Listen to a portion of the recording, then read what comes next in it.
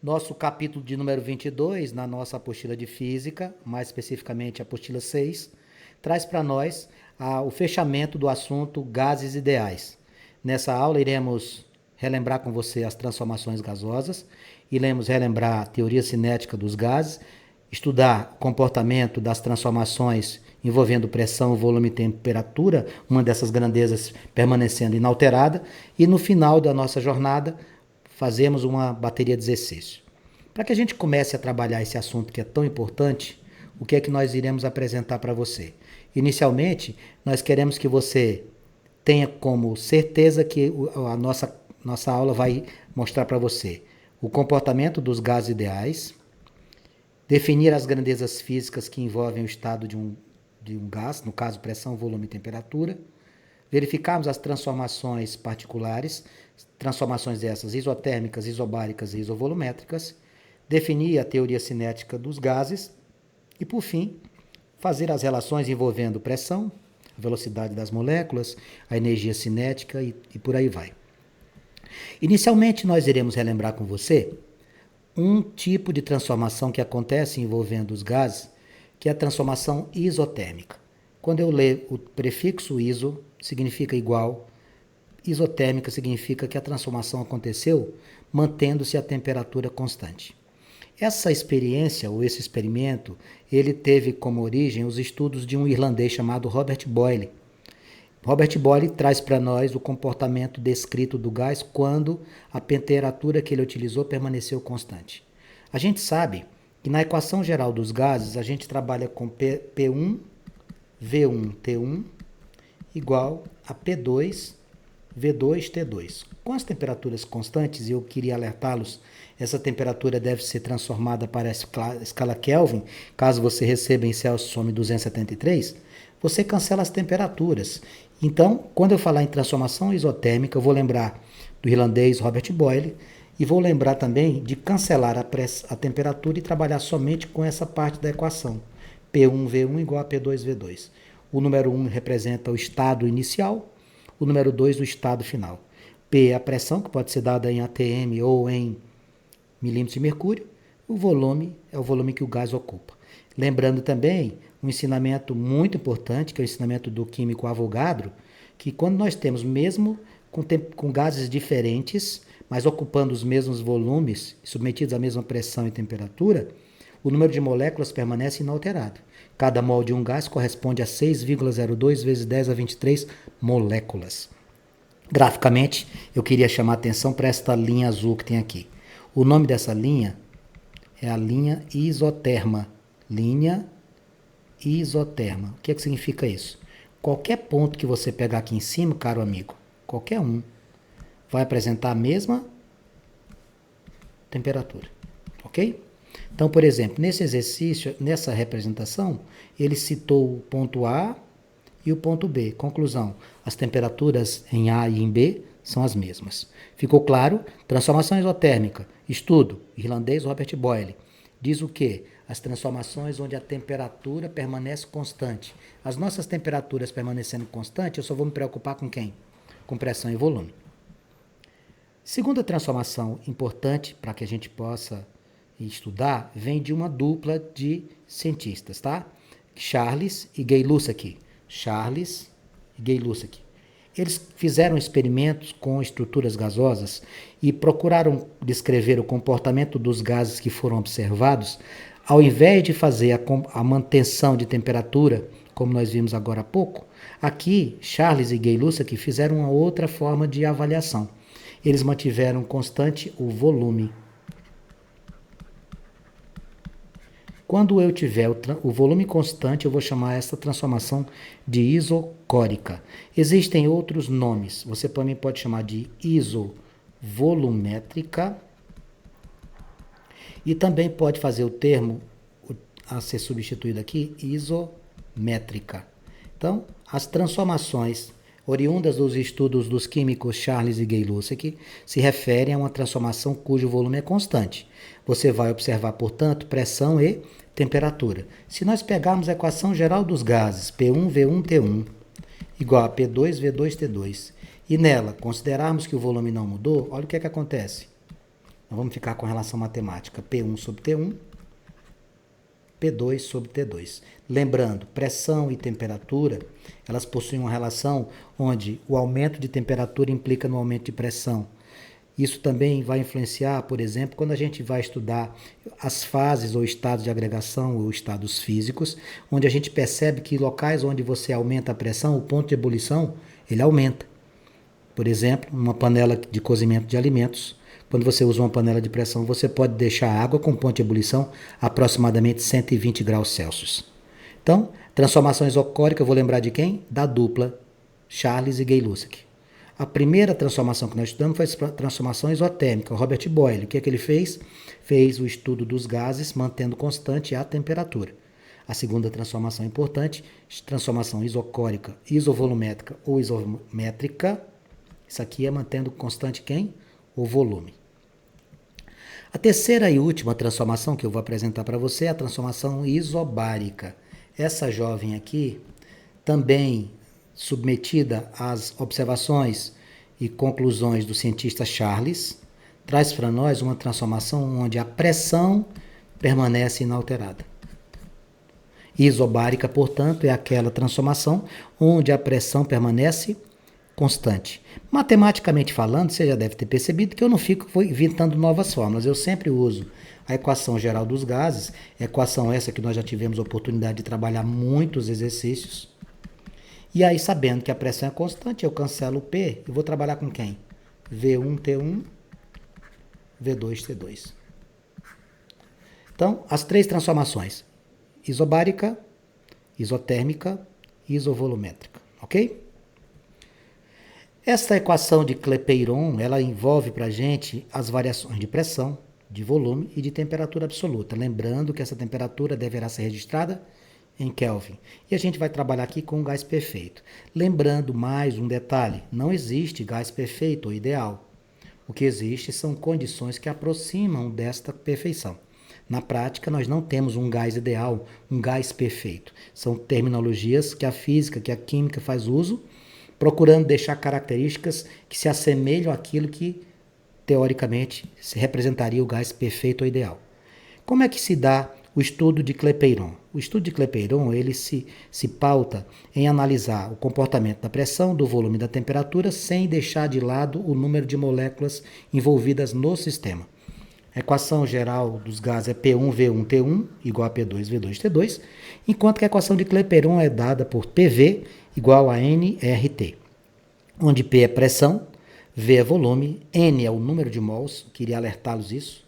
Para você saber o número de mols, você pega a massa da amostra e divide pelo mol desse gás. R é a constante universal dos gases perfeito. Essa constante vai depender de com quem você está trabalhando. Normalmente a gente trabalha com 0,082, porque normalmente os exercícios são apresentados na condição de analisar a pressão na grandeza, na unidade ATM. O que é ATM? ATM é a unidade que a gente utiliza para se referir à pressão nível do mar. Um ATM, pressão nível do mar. Aqui também tem uma observação, uma caloria, 4,2 joule, porque como a gente trabalha com energia, muitas vezes a gente se depara com essas unidades. Então você tem que saber, uma caloria corresponde a 4,2 joules. Teoria cinética dos gases. Bom, a teoria cinética dos gases, ela é uma teoria que é utilizada muito na mecânica clássica, tá? A gente utiliza muito isso no estudo do trabalho, a gente utiliza muito isso na hora que você vai verificar se o gás sofreu uma expansão, se ele sofreu uma redução no seu volume. Então, lembrando que nós não temos um gás perfeito, mas oriundo das observações feitas por grandes cientistas, como acabei de citar aqui, Robert Boyle, Charles, Gay-Lussac, nós temos a possibilidade concreta de falarmos sobre a teoria cinética dos gases. O texto é um texto extremamente simples, de fácil entendimento. Vamos lá. O movimento das moléculas de um gás é desordenado. Por quê, Vanks? Porque o estado gasoso ele tem como característica essa desordem mesmo. O estado sólido, as partículas estão mais próximas, agrupadas, com pouco movimento. O estado líquido, elas já estão mais afastadas, com mais movimento. E o estado gasoso é uma desordem só. Essa desordem é chamada de agitação térmica. Como eles se movimentam, como as suas estruturas são em constante movimento, é perfeitamente observado que você tem o choque entre as estruturas desse gás, bem como com as paredes do recipiente. Tá? Isso ocorre porque as moléculas só possuem baixa força de coesão. Assim, há grande distanciamento entre elas, fazendo com que, nas condições normais de temperatura e pressão, vamos o que é CNTP? 0 graus Celsius, 1 atm. Cerca de 99,9% do volume de um gás seja espaço vazio. Olha que interessante. Por que isso, Vanks? Porque você tem essa característica na teoria cinética dos gases. Porque o gás vai sofrer uma expansão, ele vai se expandir até onde? Até ocupar o volume do recipiente que ele se encontra. Tá? Vale lembrar que as moléculas continuam o seu movimento desordenado. A teoria cinética dos gases será usada como base da mecânica clássica e o trabalho se dará com base nos seguintes pressupostos. Lá na mecânica a gente faz trabalho igual a força vezes deslocamento.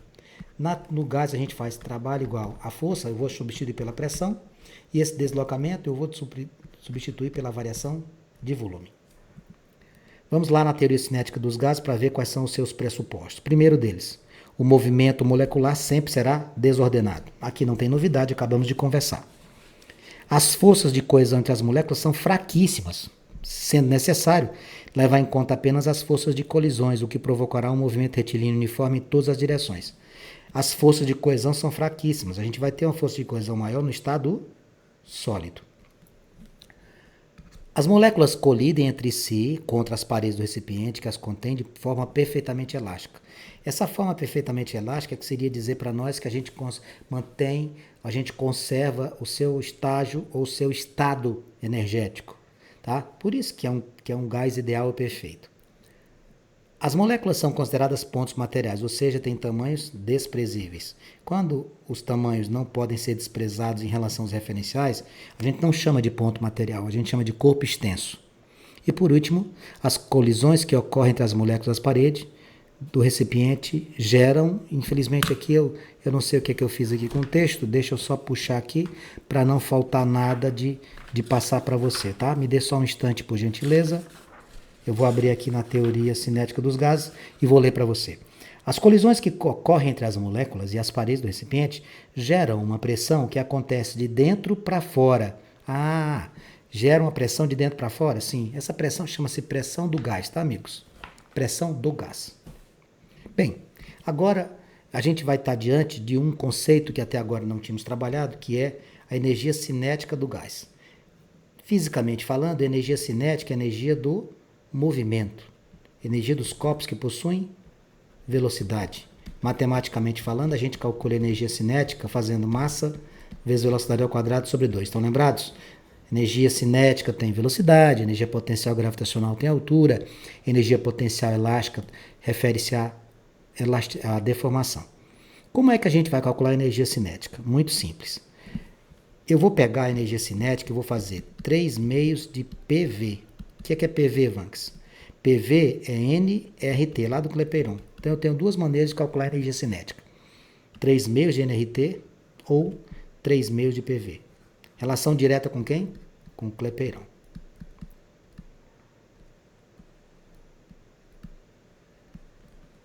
Depois de calcular a energia cinética dos gases, é importante saber sobre o cálculo da energia cinética média por número de moléculas, que será dado por meio da razão dela com o número de moléculas que você tem. Então não tem dificuldade de entender isso.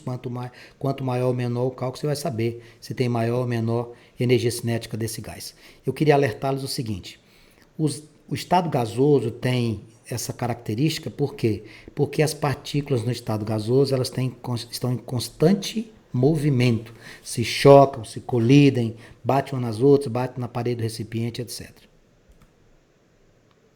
Resumindo o que nós conversamos para podermos efetuar a resolução do nosso exercício. Primeira informação importante: transformação isotérmica. O que significa isso? Primeiro vamos lembrar, quem foi que falou de trabalhar e que fez suas observações, nos ensinou bastante coisa. Quem traz para nós a observação dos gases ideais, mantendo a transformação isotérmica, foi o químico Boyle, Robert Boyle. Quando é que acontece a transformação isotérmica? Ocorre com a temperatura constante. E aí você vai trabalhar com quem? Com pressão e volume. Como é que a gente faz? P1, V1 igual a quem? P2, V2. Você cancela a temperatura da equação geral dos gases. Eu queria lembrar que pressão e volume tem como comportamento nos gases um comportamento inversamente proporcional. Quando eu aumento a pressão, eu reduzo o volume. Quando eu diminuo a pressão, eu aumento o volume de uma amostra gasosa. Segunda importante observação que fizemos, Gay, Lussac e Charles, o que eles fizeram? Eles mantiveram constante o volume de uma transformação gasosa. A essa transformação nós denominamos de isocórica, também conhecida como isométrica ou isovolumétrica. Nela, o volume permanece constante e a relação matemática que nós vamos ter para trabalhar vai ser P1 sobre T1 igual a P2 sobre T2. A terceira transformação também de Charles, aqui o Charles está sozinho, é a transformação onde se mantém constante a pressão. Então, quando você tem a pressão constante, você vai estar diante de uma transformação chamada isobárica. Ó, fizemos a isotérmica, falamos da isocórica, agora estamos falando da isobárica. A transformação isobárica, estudos de Charles, mostra-nos o comportamento do gás de que maneira? Mantendo-se a pressão constante, tá? Aí eu vou ter como na relação matemática? Eu vou ficar com V1 sobre T1 igual a V2 sobre T2. A equação de Clapeyron é a que expressa, por meio de uma relação matemática, as variáveis pressão, volume, temperatura, número de mols e a constante universal dos gases perfeitos, que é o R. PV igual a nRT. A equação de Clapeyron envolve pressão, volume, número de mols, constante universal dos gases perfeitos, temperatura em Kelvin. E por fim, a teoria cinética dos gases verifica o comportamento das moléculas gasosas em movimento, lembrando que não existe gás ideal ou perfeito. Existem condições que se aproximam desta teórica situação do gás perfeito ou ideal. Bom, diante destas relembradas aqui, desses temas tão importantes, diante desta exposição, eu tenho absoluta convicção de que os exercícios que se seguem você vai fazer com a maior naturalidade, sem nenhuma dificuldade. Então, eu quero que você localize na sua apostila as atividades do seu capítulo número 22 e faça junto comigo tais exercícios. O primeiro deles diz o seguinte, caiu da PUC de Campinas. Um gás perfeito é mantido em um cilindro fechado por um pistão. Em um estado A, suas variáveis são pressão de A, 2 atm. Nessa pressão ocupa um volume de 0,9 litro. Temperatura 27 graus.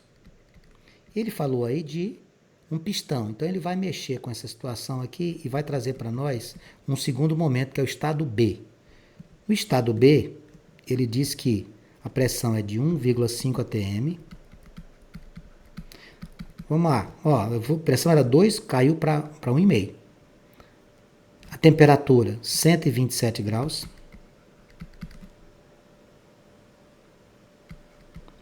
Vamos ver se você está entendendo o que eu estou falando.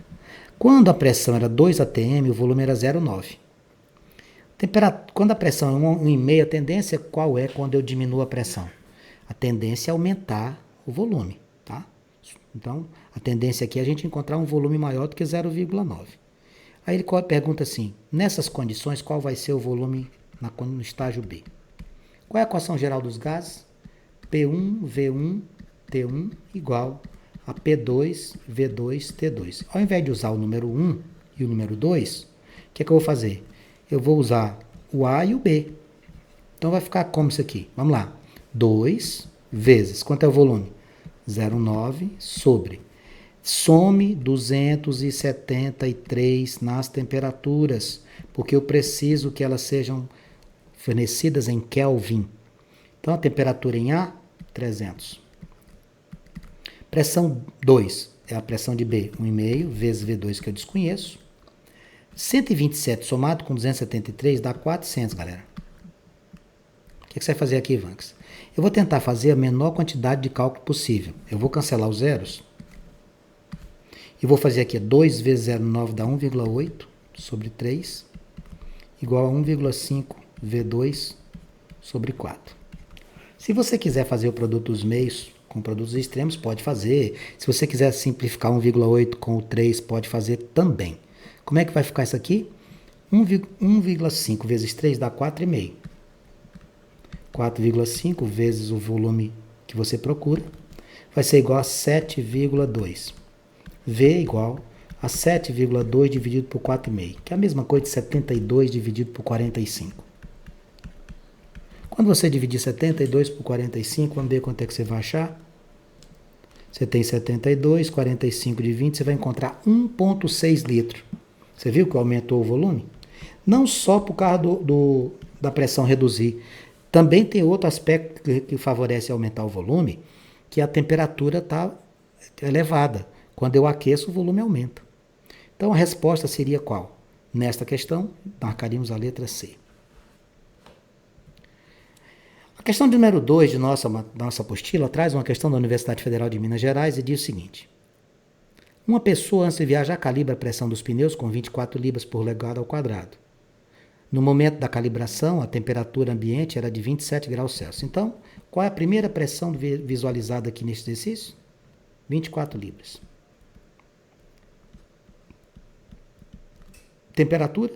27 graus. Fazer o que com isso? Somar 273. Após ter viajado alguns quilômetros, a pessoa para em um posto. Devido ao movimento do carro, os pneus esquentaram e atingiram a temperatura de 57 graus. Pega esse 57, some 273. Quando você fizer isso, você vai encontrar 330. A pessoa resolve conferir a pressão dos pneus. Considere que o ar dentro dos pneus é um gás ideal e que o medidor do posto da estrada está calibrado com o medidor inicial. Considere também que o volume dos pneus permanece o mesmo. Opa! Volume constante. Isso aqui é uma transformação isocórica. Preciso lembrar uma nova fórmula? Não.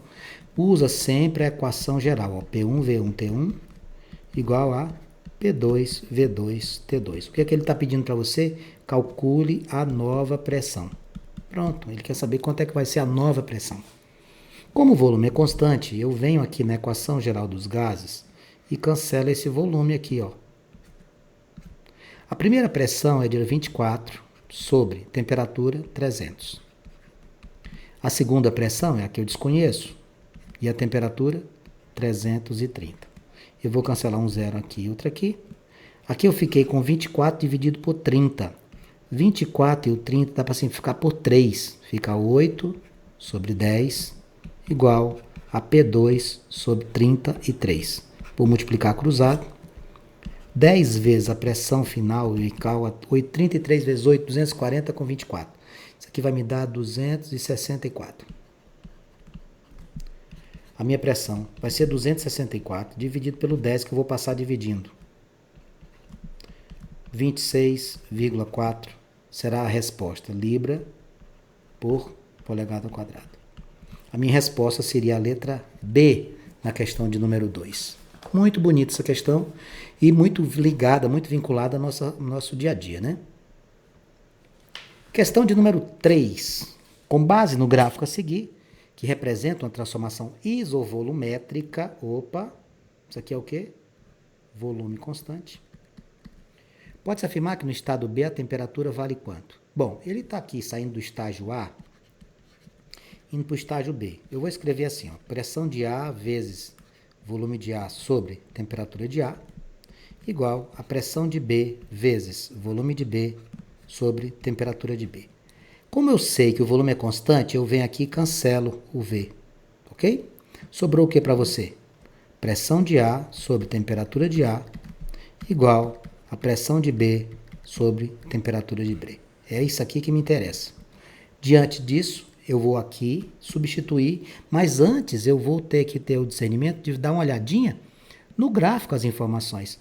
Pega o A e pega o B. Vamos fazer aqui? Olha só. Quanto é a pressão do A? 2. Temperatura do A? 20. Do B. Quanto é a pressão do B? 4. É só olhar no gráfico. Quanto é a temperatura do B? Não sei. Então vamos substituir. Lembrando, mais uma vez, que essa temperatura deve ser somado 273, porque a gente trabalha com a escala Kelvin. Então vamos substituir. Qual a pressão de A? 2. Temperatura, 20 com 273? 293. Pressão de B? 4. Temperatura de B? Estou procurando. Você pode simplificar esse 2 com o 4, tá? Multiplica cruzado, temperatura de B vai ser igual a 293 vezes 2. Temperatura de B vai ser 586 Kelvin. Temperatura de 586 eu vou encontrar na letra D de dado. Na questão de número 4, ele diz, aqui nós temos um diagrama P versus T, ou seja, pressão e temperatura. Uma certa quantidade de gás ideal evolui do estado A para o B. Está aqui, ó, você vai de A para B. Qual a razão entre VB sobre VA? Bom, primeira coisa que eu vou fazer é anotar as informações. Vai lá no estado A e me diga qual é a pressão. PA. Qual a temperatura? TA. No B, qual é a pressão? Consegue visualizar que a pressão é a mesma? Isso aqui é uma transformação isobárica. A pressão aqui é constante. Pressão é P de A. Qual a temperatura? Olha aqui embaixo. A temperatura é o dobro da anterior. 2TA. Ele quer saber a razão entre os volumes. Então aqui eu vou ter que trabalhar como? Eu vou ter que trabalhar com duas variáveis. Então aqui vai ficar assim. Pressão de A vezes volume de A sobre temperatura de A igual a pressão de B vezes volume de B sobre temperatura de B. Cancelo P de A com P de B, por quê? Porque PA é igual a PB. Ó, a pressão dos dois é a mesma. Isso aqui é uma transformação isobárica. VA sobre TA igual. Quem é que você vai colocar no lugar do VB? Ele mesmo. E no lugar do TB, esse aqui tu vai colocar 2TA. Preste atenção no que eu vou fazer. Eu vou cancelar esse TA com esse que está aqui. O que é que sobrou para mim? Raciocine comigo. VA sobre 1 igual a VB sobre 2. Eu vou multiplicar cruzado aqui, tá? Vai ficar como? Vai ficar VB igual a 2 vezes VA. O que você está procurando? Vanks, eu estou procurando VB dividido por VA. Ótimo, se você está procurando VB dividido por VA, é só passar o VA para o primeiro membro. VB dividido por VA. Sobrou o que aqui? O 2. Qual é a minha resposta, Vanks, na questão 4? Letra D.